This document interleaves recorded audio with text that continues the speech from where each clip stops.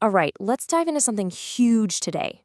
We're tackling a question that gets right to the very soul of an entire continent. What exactly is Latin American culture? I mean, is it just a second-rate culture, as some have put it, always living in the shadow of Europe or North America? Or is there something way more authentic, something completely unique that we need to understand on its own terms? Well, that's the big puzzle we're going to try and unpack together. And here's our roadmap. We'll start by looking at why the culture is in question in the first place. Then we'll get into a key distinction: civilization versus culture. We'll uncover some powerful historical myths, explore the dynamics of domination and resistance, and then, this is the really cool part, we'll see the true power of popular culture and what it all means for the future. So here's the core of the problem. There's this feeling, this deep sense, that Latin American culture is always caught in a giant game of tug of war. You've got these ancient indigenous roots on one side. Then you've got a long, complicated colonial history, and on top of all that, the nonstop pressure of modern global culture. It can all lead to this feeling of a disjointed identity, like you're always being defined by someone else. Now, to really make sense of this, we need a special kind of tool, a new lens to look through. And we get that from the incredible philosopher Enrique Dussel. He says, look, we're always confusing two totally different things: civilization and culture. Getting this distinction right, well, it's the key that unlocks this whole thing. And when you lay it out like this, Dussel's idea becomes crystal clear. Think of it this way. Civilization, that's the hardware. It's the technology, the science, the tools. It's universal, right? An iPhone works the same in Tokyo as it does in Buenos Aires. It's impersonal. But culture? Culture is the unique operating system. It's that specific set of values, attitudes, and beliefs, the ethos of a people. It's something you live, it's subjective, and you can't just learn it from a book. It has to be absorbed. And deep inside that unique operating system is what Dussel calls the ethico-mythical nucleus. What a great term, right? This is the fundamental core, the source code of a culture. It's all the symbols, the values, the stories that make up the waking dream of a people. This is the thing that gives any culture its one-of-a-kind identity. So, if every culture has this special core, why all the confusion in Latin America? Well, Dussel says it's because the whole story has been warped by flawed historical narratives, or what he calls myths.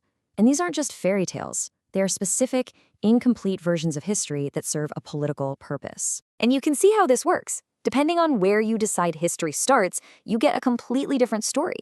The revolutionary myth basically ignores everything before the 20th century. The independence myth from the 1800s tries to pretend the whole colonial legacy just doesn't matter. Then you have the colonialist myth, which glorifies the conquest, and on the flip side, the indigenous myth, which can romanticize a pre-colonial utopia that maybe never existed in that perfect way. Each one is just a slice of the truth, used by different groups to justify their own power, and it keeps us from seeing the full, complicated, and honest story. Now, this isn't just some academic debate about history books. These myths create a very real power structure, a hierarchy of cultural domination that works both from the outside in and from the inside out. It basically builds this three-level pyramid. At the very top, you have the imperial culture, the global center, Europe and North America, that gets to decide what's civilized. Then in the middle, you have the national elites. They're trying to copy the top level. And because of that, they often look down on their own people's culture. And that leaves everyone else at the bottom, the dominated popular culture, the culture of the masses, indigenous, mestizo, the poor. It gets dismissed as just folklore or seen as backward, even barbaric.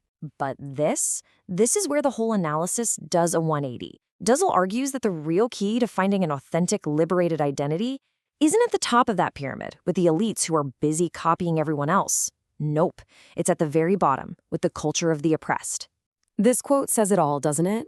The very culture that gets dismissed as worthless is actually the most powerful resource.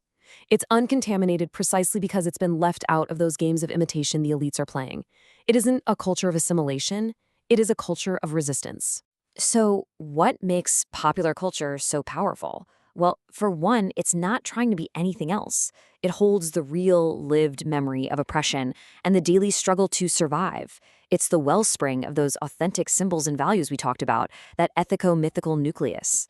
And for Dussel, this is the only real foundation you can build a new, liberated future on. And that brings us to the ultimate goal here. This isn't about isolating a culture from the rest of the world. It's about engaging with the world from a place of real self-knowledge. The final step is to achieve what Dussel calls autoconsciencia. Autoconsciencia, it just means self-awareness. It's that moment when a culture stops being a passive object that's constantly being shaped by outside forces and instead becomes the active subject of its own history. It's when a people truly understands its own unique culture, its own values, and its complete, messy, unmythologized past. Because it's from that place of strength and clarity that you can actually start to create your own future and define your own destiny. So, that leaves us with one last massive question to think about. What actually happens when a culture achieves this? What does it look like when a people moves from being defined by others to becoming the conscious creators of their own future?